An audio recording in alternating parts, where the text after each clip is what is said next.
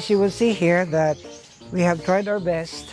Also, parallel to our effort to breed our snakes, we also are breeding this white mice. These white mice are really very appropriate food for our cobras and even the ball pythons, because I already have tried giving some chickens, the chick, to the python, but it did not do good because of the bones.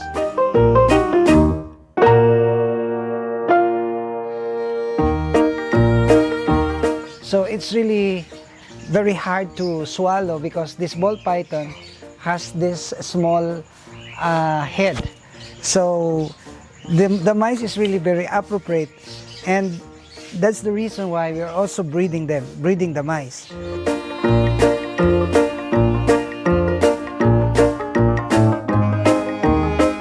You will see here that these mice are already hybrid because it's been crossed with the white mice and the black, and now it became a Dalmatian mice.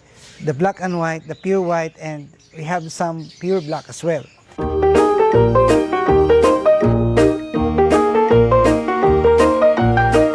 So these are the efforts that we're doing here, and one thing that I can tell you is that the business of the white mice is as well lucrative.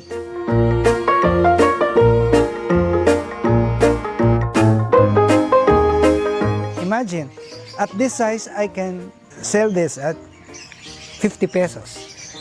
So that's $1 per mice. And each mama mouse will give birth to more than 10. Practically more than 10. That's 12, 14. And that's how prolific they are. So this is the reason that there are many people who also become rich about breeding mice.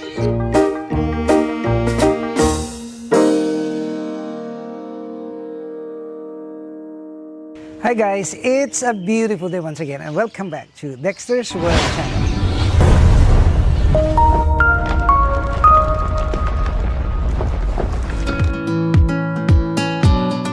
For today's video, allow me to make an update about the cobra that we have caught 5 days ago, because I was so worried because she or he is not eating the food. But finally, when I gave some lizard, the house lizard, he finally ate it. So it gives me the confidence that we can raise this cobra until it will become adult.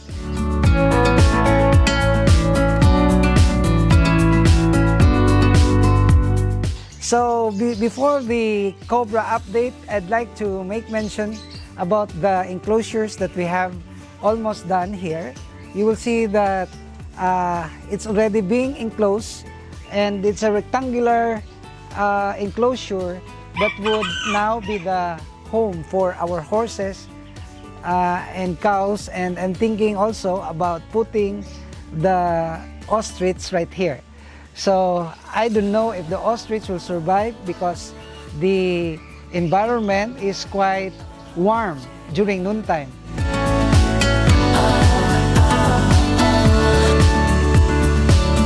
I am also instructing my staff to make some roofings in order to control the penetration of the sun rays.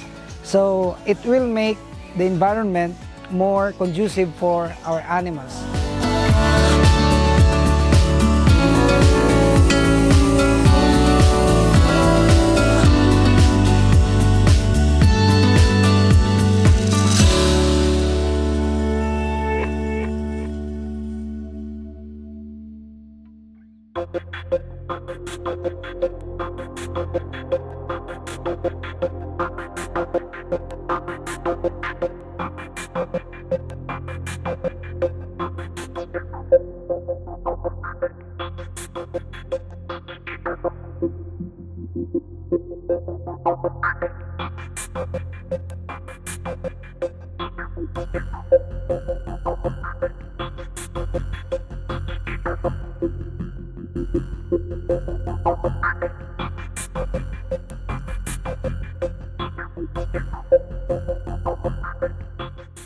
I have observed that this cobra has these characteristics really of a territorial creature.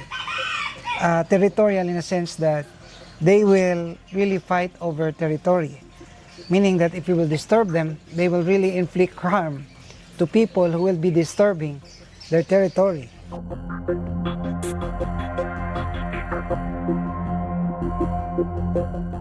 That's why it's so dangerous that if we will stumble upon the house or the habitat of this cobra, chances are they will really stage a fight, and as much as possible they will really inflict venom to they know that they can really harm by means of biting.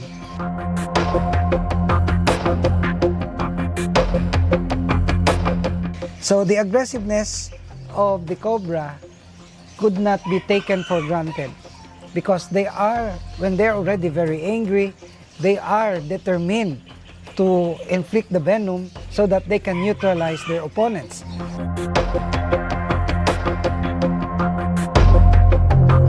So this should not be taken for granted, especially for the big cobras. You look at this. This cobra is just so small, but you will see the temperament. It's really very angry, and the movement is fast. You know, the movement of this cobra is not like the movement of other snakes like the ball pythons, because this cobra is really fast and it's really very aggressive.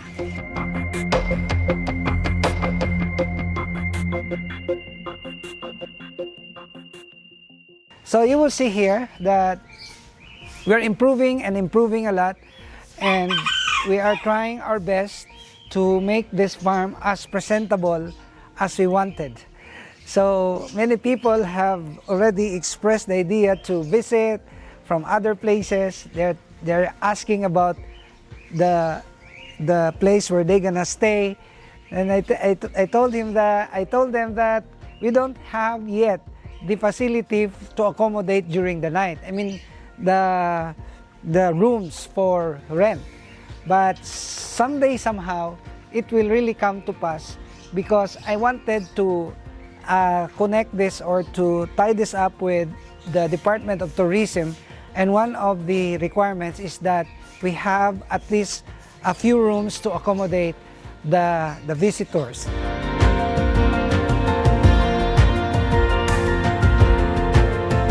So all is well. We are doing well. Our garden, our farm, our animals are actually being taken care of, and they are now under A1 conditions, the snakes, and I'm happy that the cobra have eaten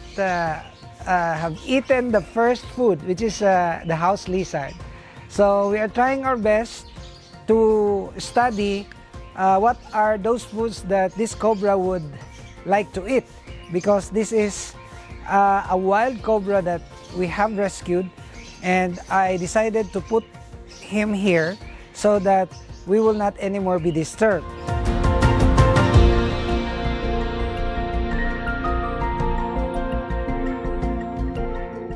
Throwback, 3 months ago, our ostrich was actually beaten by a big cobra, and there are many here, but I believe that the cleanliness, of course, will help us to drive them away.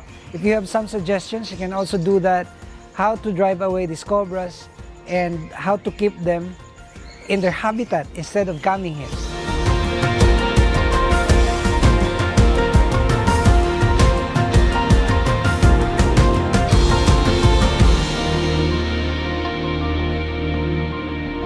Thank you guys for watching. I'm so happy today because we were able to do all the things that we wanted to accomplish today, and I hope that you will continue to like and share our videos. If you are not subscribed to the channel, I humbly ask you to please subscribe, hit that notification bell, because we're uploading videos very regularly. And I would like to thank you all for your support. Thanks to the new subscribers. See you in the next vlog tomorrow, only here at Dexter's World.